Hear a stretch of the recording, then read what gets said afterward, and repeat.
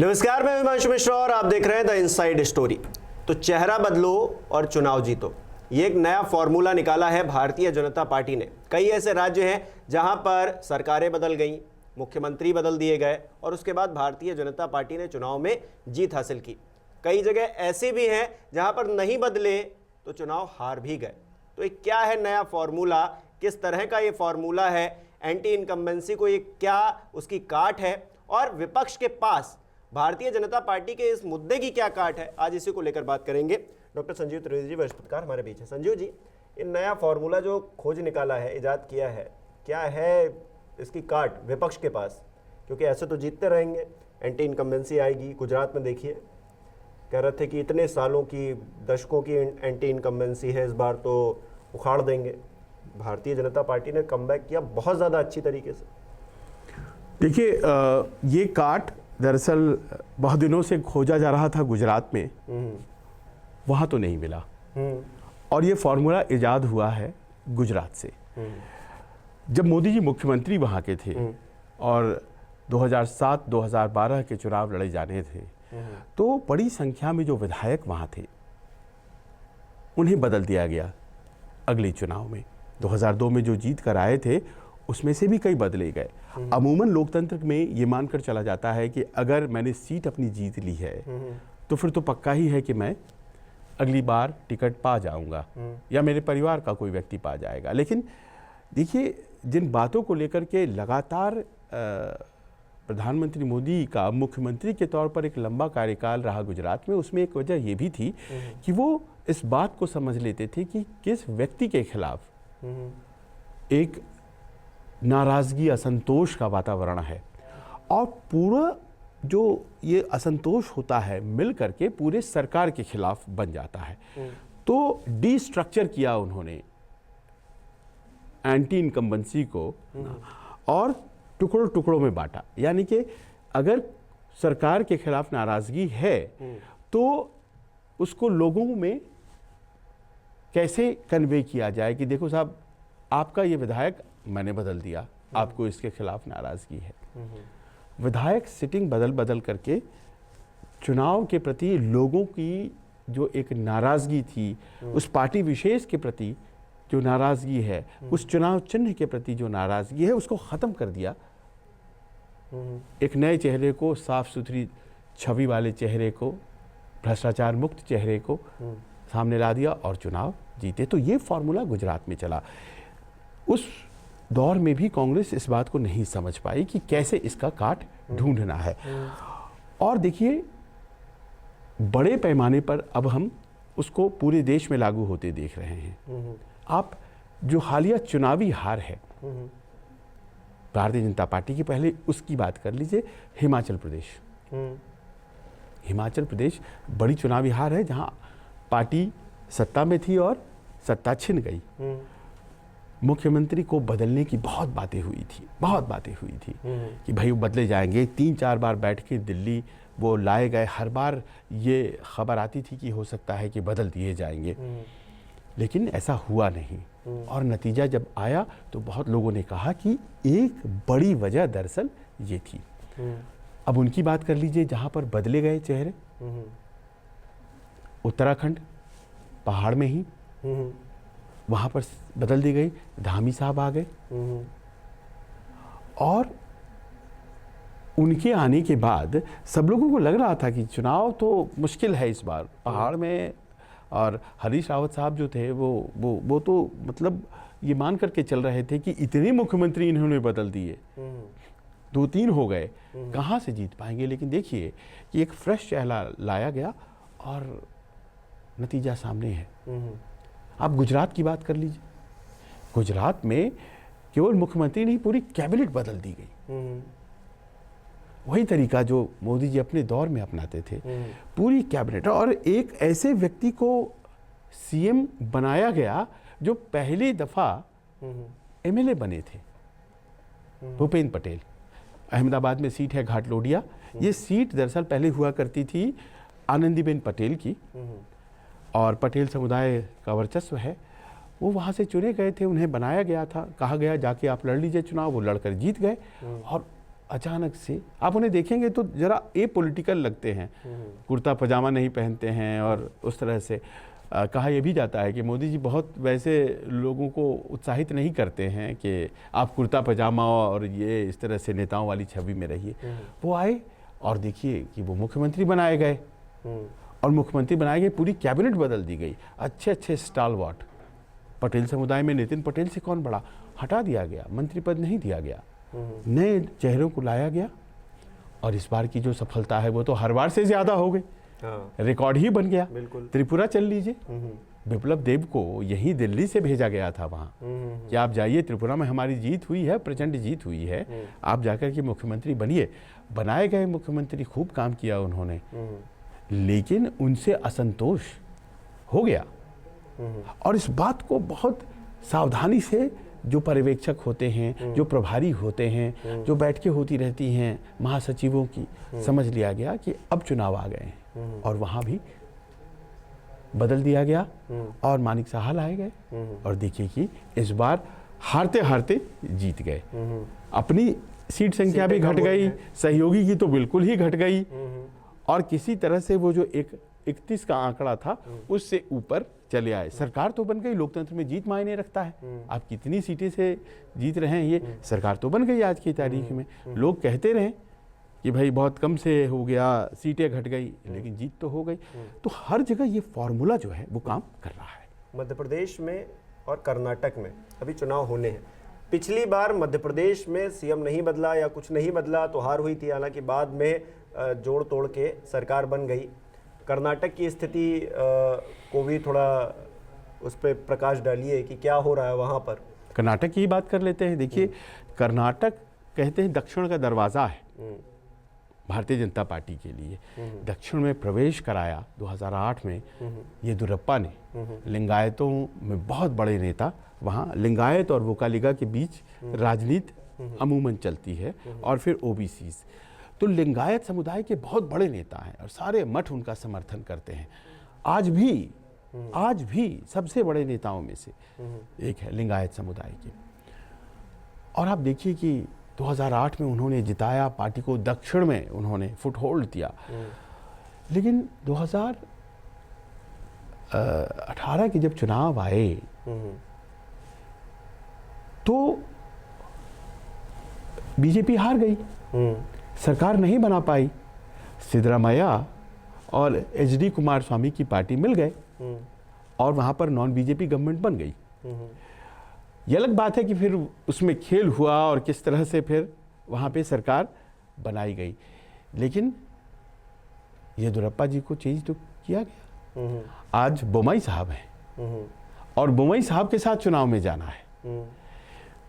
ठीक है, वो 75 साल के हो गए, ठीक है, लेकिन जहाँ जहाँ पर 75 साल के लोग जीत रहे हैं वहाँ तो उनको रखा जा रहा है ना, लेकिन उन्हें बदल दिया गया।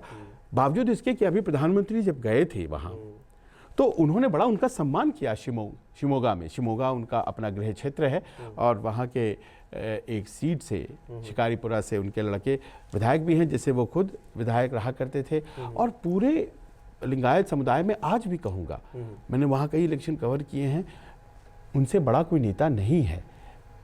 बोम्मई आते हैं लिंगायत समुदाय से, लेकिन वो येदियुरप्पा के बराबर नहीं है। लेकिन बदल दिया गया क्योंकि महसूस हुआ कि लिंगायतों के वोट से चुनाव थोड़ी जीतेंगे, वोट तो और भी चाहिए, और भी समुदायों की चाहिए, और वहाँ पे येदियुरप्पा की वजह से नाराजगी है। तो ऐसा नहीं कर सकते हैं आप कि आप इनको बनाए रखें। देखिए, चेहरा बदल दिया गया है वहाँ पर और चुनाव में जा रहे हैं। लेकिन बात आपने मध्य प्रदेश की बीजेपी के मामा। अब देखिए, इनके साथ क्या है कि भारतीय जनता पार्टी के पुराने नेताओं में से एक हैं। 2003 में जब गए थे, उमा भारती जी थी उस वक़्त प्रदेश की मुख्यमंत्री, और एक तिरंगा क्राइसिस हुआ था, कोर्ट में मामला चला गया था, जिसके कारण से उनको कर्नाटक में वो मामला था, पद छोड़ना पड़ा था और केंद्र ने उनको भेजा यहाँ से। और तब से वो उन्होंने अपने आप को जमा लिया 2003 में, फिर 2008 में, फिर 2013 में। लेकिन पिछला चुनाव भारी पड़ गया, और पिछला चुनाव जो है उन्हें एक तरह से कह सकते हैं कि दिग्विजय सिंह और कमलनाथ ने मिल करके जो गणित किया उसमें उन्हें हरा दिया। फिर जोड़ तोड़ ज्योतिरादित्य सिंधिया को लाया गया और फिर सत्ता में तो वो वापिस आ गए। पर इस बार बहुत सोच हुई, बहुत सी बातें हुई और हम तक भी बहुत छन छन करके खबरें आई कि इस बार शिवराज जी को बदला जाए। दिक्कत वहाँ ये हुई कि विकल्पहीनता की एक स्थिति है। एक ओबीसी चेहरे हैं भारतीय जनता पार्टी के शिवराज जी, नहीं बदला गया उनको, चुनाव में जा रहे हैं। पर कहा यही जा रहा है कि आज की तारीख में विपक्ष कोई एक जगह अगर अपने आप को थोड़ा मजबूत पा रहा है, जिसकी गुंजाइश जो है सत्ता में आने की है, तो वो मध्य प्रदेश है। क्योंकि वहाँ चेहरा मिला, देखिए चेहरे तो बहुत थे कि वहाँ पर नरोत्तम मिश्रा भी हैं, उनको नहीं बनाया गया, हमेशा तैयार रहते हैं कि हमें चेहरा बना दो। वहाँ पर नरेंद्र सिंह तोमर भी हैं, वहाँ पे दूसरे, लेकिन इन सब से बेहतर नेतृत्व को लगा कि शिवराज सिंह चौहान ही है। देखिए किसी को हटाना और वो भी इतने साल के मुख्यमंत्री को, और उसकी अगर नाराजगी हो जाए तो वो दिक्कतों का सबब हो सकता है पार्टी के लिए। तो ये जिम्मेदारी उनके ऊपर डाल दी गई है कि भाई आप जीत करके दिखाइए। लेकिन ये फॉर्मूला वहाँ नहीं चलाया भारतीय जनता पार्टी ने, जिस कारण से कहीं ना कहीं एक शंका, एक शक की सुई है वहाँ पर ये प्रश्न तो है ही कि अगर ये फॉर्मूला राज्यों में चलता है तो क्या केंद्र में भी चलेगा? लेकिन केंद्र में चलेगा तो केंद्र में क्या प्रधानमंत्री तो बदल नहीं देंगे और उन्हीं की वजह से राज्यों में भी जीत मिल रही है। तो यहाँ पर क्या लग रहा है, यहाँ पर सांसदों का टिकट कटेगा, जो बड़े बड़े चेहरे हैं उनका टिकट जो है आने वाले समय में, क्योंकि जब मुख्यमंत्रियों को नहीं बख्शा जा रहा है, पूरी कैबिनेट हटा दी जा रही है, तो फिर एक दो सांसद हटा देंगे तो क्या ही फर्क पड़ना है। ये तो आप जानते ही हैं कि प्रेसिडेंशियल फॉर्म ऑफ गवर्नमेंट की तरह चल रहा है हमारा पार्लियामेंट्री सिस्टम। एक व्यक्ति एक चेहरे के आसपास जो है, अब तो विपक्ष में भी ऐसा ही लगने लगा है। राहुल गांधी के अलावा दूसरा व्यक्ति कोई नहीं दिखता है कांग्रेस पार्टी में, तमाम पार्टियों में ममता जी के अलावा कोई नहीं दिखता है, तेजस्वी के अलावा कोई नहीं दिखता है, तो ये तो हो ही गया है। तो जैसे गुजरात में सीएम जब थे मोदी जी, तो उन्होंने विधायकों को बड़ा आकलन कर करके बदला, कई बार जीते हुए विधायक भी टिकट कट गए उनके। ये केंद्र में भी इस तरह की बातें हो सकती हैं ऐसे में, जबकि इस बार तीसरी दफे मैंडेट लेने के लिए जाएंगे। अब देखिए 3 तरह की सीटें होती हैं, एक जो आप कभी नहीं जीत पा रहे, एक जो आप 2014 में तो जीते थे, 2019 में हार गए, और एक वैसी सीटें जो 2014 और 2019 दोनों जीत चुके हैं, लेकिन इस बार वहां पर थोड़ा असंतोष आ गया है। यही 3 तरह की सीटें हैं। अब इन 3 तरह की सीटों में बहुत आसान होता है उन सीटों पर फैसला लेना जहां लगातार हार हो रही है। भाई आपको नए नए विकल्प तलाशने हैं। जिस पर जीते थे और हार गए उस पर भी बहुत मुश्किल नहीं है फैसला। फैसला वहां मुश्किल है जहां 2 बार जीत चुके हैं। और अगर आप देखिए सीट संख्या बीजेपी की 282 और 303 बहुत पास है। बहुत से लोग जो 2014 में जीते थे, 2019 भी उन्होंने जीता था। अब यहाँ पर ये फैसला लिया जाना है कि क्या जो 2014 भी जीते, 2019 भी जीते, उनको 2024 में भी जगह दी जानी है, टिकट दिया जाना है। उनके पर्सनल एंटी इनकम्बेंसी की क्या स्थिति है उनके क्षेत्रों में। और आपने देखा होगा ये हमेशा बीजेपी नेतृत्व कहता रहता है कि जाइए अपने क्षेत्रों में, लोगों से मुलाकात कीजिए, सोशल मीडिया प्रेजेंस बढ़ाइए और आप लोगों के बीच जाकर के अपने आप को वो आकलन करिए खुद से। और साथ ही साथ एक पार्टी की तरफ से भी आकलन चल रहा होता है। वो आकलन जो ये तय करता है कि ये व्यक्ति जो हमारा अभी प्रतिनिधि है सांसद के रूप में, इसकी अपनी स्थिति क्या है वहाँ पे। और जाहिर है कि इसमें बहुत से लोग हैं जिन्हें पार्टी का कार्य करने के लिए कहा जा सकता है। कहा जा सकता है नए चेहरों को मौका दीजिए, कहा जा सकता है कि आपकी जो उम्र सीमा, और आप जान लीजिए इस बार 75 का ही मामला नहीं है। इस बार हो सकता है उससे बहुत कम लोगों के भी, कम उम्र के लोगों के भी टिकट कटें, अगर मान लीजिए कि वो विनेबिलिटी का फैक्टर है। पर वही प्रश्न आपका आ जाता है कि क्या विपक्ष के पास कोई काट है। राजनाथ सिंह और नितिन गडकरी, जिसमें नितिन गडकरी सबसे ज़्यादा जानकार बता रहे हैं कि इन लोगों के टिकट भी इस बार शायद कट जाएं। तो आपको क्या लग रहा है अभी से, क्योंकि नितिन गडकरी को लेकर तो काफ़ी कहा जाता है, विपक्ष भी कहता है कि बड़ी नाइंसाफ़ी हो रही है गडकरी साहब, और जिस तरह के वो बयान देते हैं, मतलब खुल के बोलते हैं अपनी बात, तो क्या लग रहा है गडकरी जी को, क्या लग रहा है? राजनाथ सिंह जी की बाद में बात करते हैं।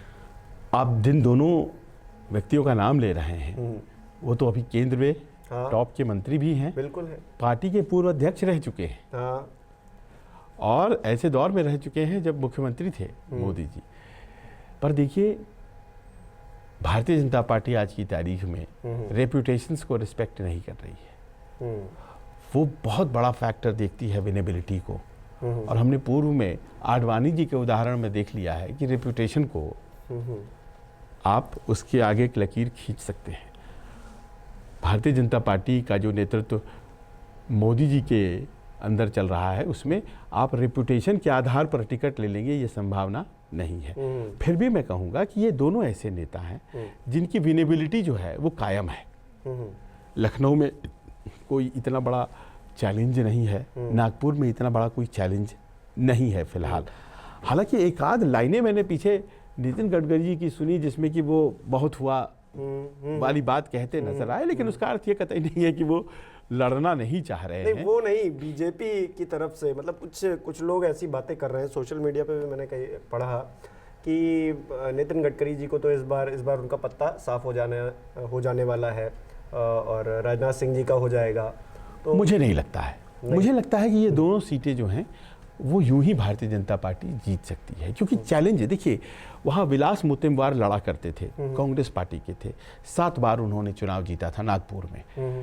नागपुर में उस वक्त भी रहा करते थे अपने गडकरी साहब, उस वक्त नहीं लड़ते थे। जब केंद्र में मंत्री बनने आए, है ना, तो वो कोई लोकसभा जीत करके, जब केंद्र में वो आए थे पार्टी अध्यक्ष बनकर, तो लोकसभा जीत करके नहीं आए थे।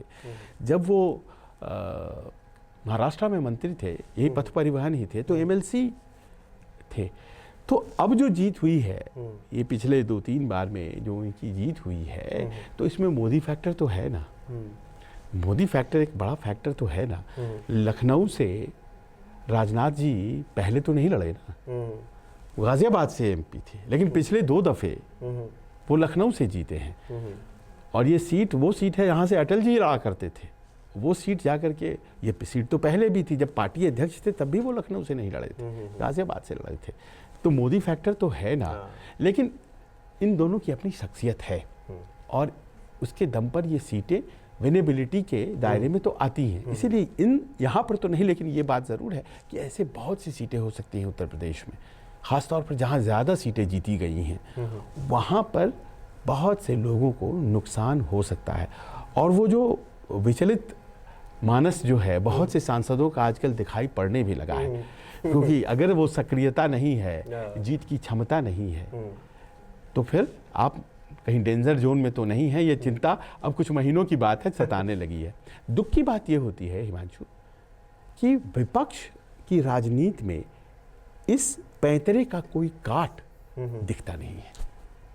खैर, देखते हैं, आने वाला वक्त बताएगा कि काट मिल पाती है या नहीं मिल पाती है, या फिर भारतीय जनता पार्टी यूं ही जो है अपने नए पैतरे हैं, जो राजनीतिक पैतरे हैं, सियासी पैतरे हैं, उनसे चुनाव जीतती रहती है। बहुत बहुत शुक्रिया संजीव जी जुड़ने के लिए। हमारे दर्शक भी बता सकते हैं कि भारतीय जनता पार्टी ने ये जो नया फॉर्मूला ईजाद किया है, इसकी काट क्या हो सकती है? विपक्ष के पास तो लगता नहीं है कोई काट है, लेकिन क्या कोई काट है भी?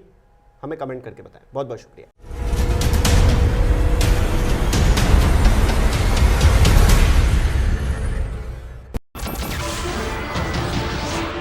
नमस्कार, मैं हूं मानक गुप्ता। अगर आपको हमारा ये वीडियो पसंद आया हो तो इसे लाइक और शेयर जरूर करें, और हां, हमें सब्सक्राइब और फॉलो करना ना भूलें ताकि आप देश और दुनिया की कोई खबर मिस ना करें। तो जुड़े रहिए हमारे साथ और देखते रहिए न्यूज़ 24।